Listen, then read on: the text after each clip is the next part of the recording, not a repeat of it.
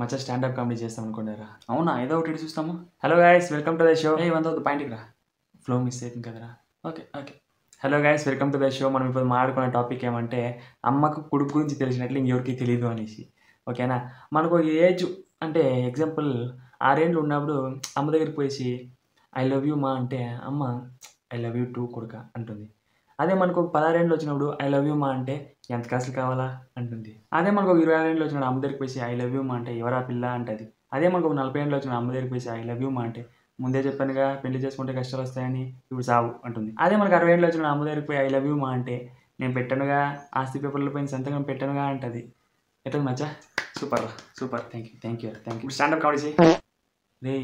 ఇంచేపు చేసింది స్టాండప్ కామెడీనారా? ఇదేనా? బాగుంది, ఇది కూడా బాగుందిరా. ఫ్యూచర్ నల్లా ఇరుకు చెయ్యి, బాగుంది.